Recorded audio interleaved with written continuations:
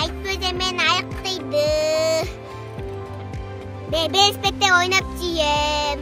Мен ракты жеңдим. Жана врачтарга Аманкулова Айтбүгө рахмат.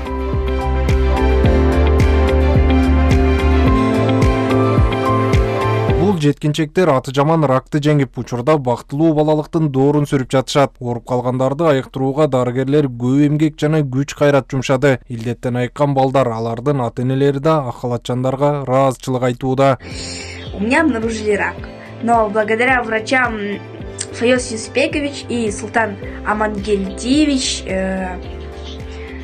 я в порядке. Соңку мезгилде өлкөдө онкологиялык оору менен жабыркаган балдардын статистикасы өсүп жатат. Жыл сайын 200гө чукул жаңы учур катталууда. Эне жана баланы коргоо улуттук борборунун онкология бөлүмүнө Кыргызстандын булуң бурчунан келген кичинекей бейтаптар кайрылат. Мурун ошо жаңы ушул ооруга чалдыккандарды биз көрбөй эле, алар балким жергиликтүү жерде же башка өлкөлөргө чыгып кетишип чарчап калып биздин көзөмөлдө болбочу. Биз ушу улуттук балдар борборуна которулгандан кийин бул көрсөткүч аябай жогорулады. 10-12ге чейин жетип атат азыр. Бул көрсөткүч сиздер ойлобош керексиздер. Бул балдар бизде көбүрөөк рак менен ооруп калды деп жок. Бул тескерисинче биздин баягы иштөөбүздүн күчөйгөнүн көрсөтөт. Анткени бул балдар мурун биздин көзөмөлдө эмес эле, азыр көзөмөлгө түшкөн балдардын саны көбөйүп калды. Бириккен Улуттар уюмунун башкы ассамблеясы балдардын рак оорусуна каршы күрөшүү боюнча глобалдык демилгесин 2019-жылы киргизген. Ага Кыргызстан да кошулуп, рак оорусун дарылоонун сапатын жогорулатып жатат. Дүйнө жүзүндө глобалдык инициатива болгон 10 өлкөгө жардам берет. Анын ичинде ушул Кыргызстандагы болуп атат.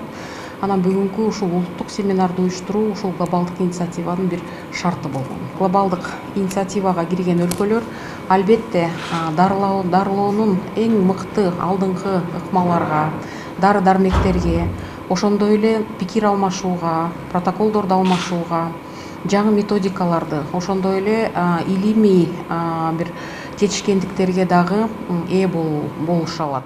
Балдар онкологиясынын көйгөйүнө жалпы коомчулук көңүл бурушу керек. Эгерде илдетти алгачкы стадиясында дарыласа, анда 70% учурда бейтап айыгып кетет. Ушул себептен ооруну эрте аныктоо жана дарылоого көңүл буруу маанилүү. Дарыгерлердин эбегейсиз эмгегин айткан Кыргызстандын биринчи айымы Айгүл Жапарова балдар онкологиясы менен күрөшүп жаткан ак халатчандарга колдоо көрсөтүлүп жатканын белгиледи. Онкология менен ооруган балдардын өздөрү эле эмес, ата-энеси да жабыркайт. Аны менен чогуу биздин врачтарга да чоң рахмат. Ошол мен ошо онкология барганда бир көргөндө ушунчалык стресс алам.